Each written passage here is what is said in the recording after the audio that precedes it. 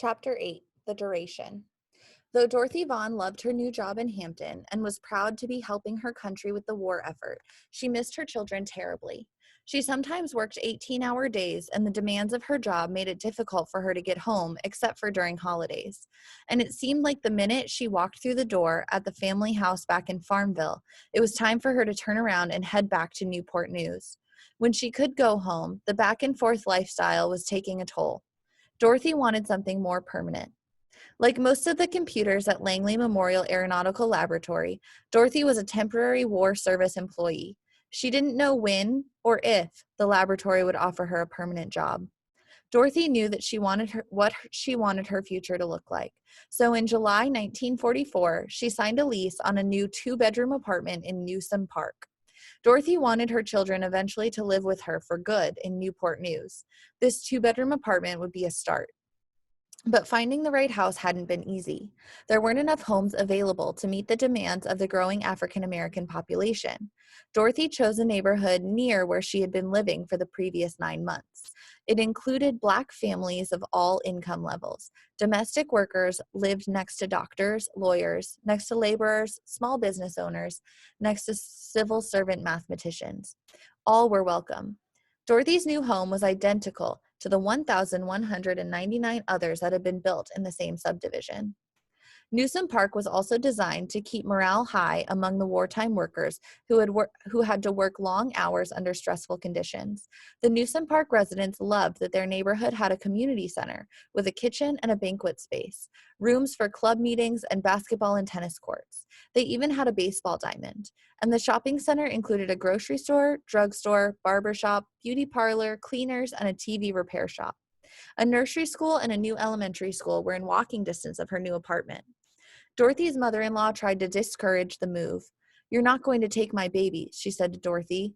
Dorothy appreciated her mother-in-law's help all the months she'd been away, but now she needed her children to be close to her. A year after Dorothy left Farmville, her children moved into the apartment in Newsom Park. They started at Newsom Park Elementary School in the fall of 1944. Her husband continued to travel with his job as a bellman. He came down to visit when he could, but he didn't stay long. Victory over Japan.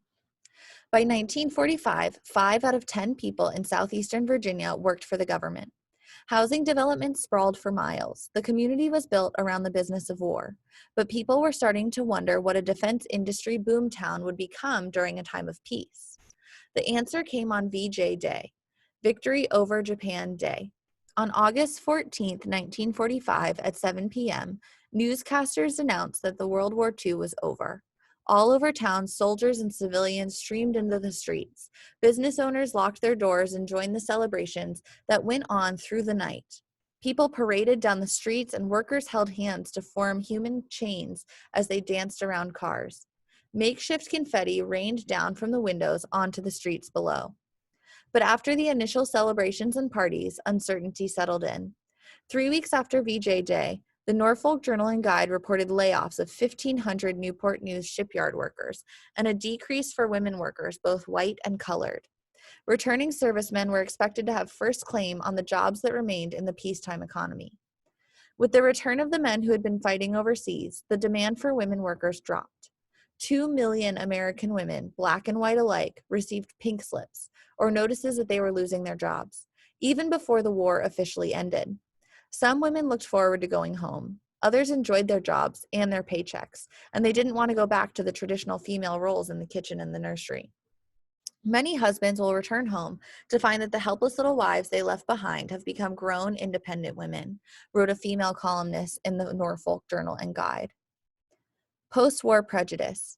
Almost immediately after VJ Day, some employers returned to their policies of not hiring African Americans. With the labor market changing, the dream that many Black leaders had of establishing permanent economic opportunity began to slip away. No one was more opposed to opening hiring processes to African Americans than Virginia's Democratic Senator Harry Byrd, who called the policy the most dangerous idea ever seriously considered. Byrd's family had built a newspaper and apple-growing fortune, and he treated segregation as a religion.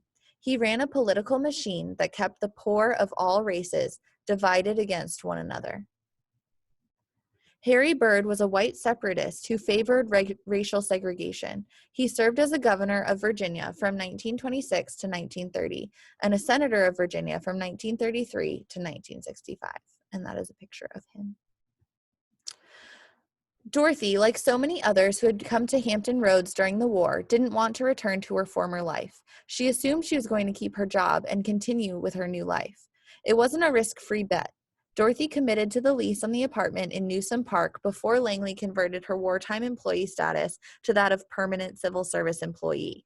She didn't want to wait to put down roots in her new home, even though it soon became apparent that losing the apartment was still a possibility. Dorothy and the others who lived in her neighborhood learned that some of the local officials wanted to demolish Newsom Park and redevelop the neighborhood, and federal authorities planned to pry the houses off their foundations and send them to war-devastated populations in Europe. The residents went back and forth with the government over the status of their neighborhood, which they had come to love. The government said that Newsom Park was not temporary in character, yet not permanent in its current location. Though they lived in a state of limbo, the people of Newsom Park were determined to do everything they could to keep their community alive. Life in Newsom News was an adjustment for Dorothy's children, who missed their small-town freedom and the space of being in a big house in Farmville. But as the months passed, the family settled in. Dorothy had become quite close to her fellow West Computer, Miriam Mann. They were friends both at work and at home, and their families had become like one large, extended family. When Dorothy and Miriam learned that the famous African-American singer Marian Anderson was going to perform at the Hampton Institute, the women made plans for their families to go together. On the day of the performance, Dorothy looked over her children, who were entranced by Anderson's beautiful voice. Dorothy knew this moment was one for her and her family would never forget. She knew they were home.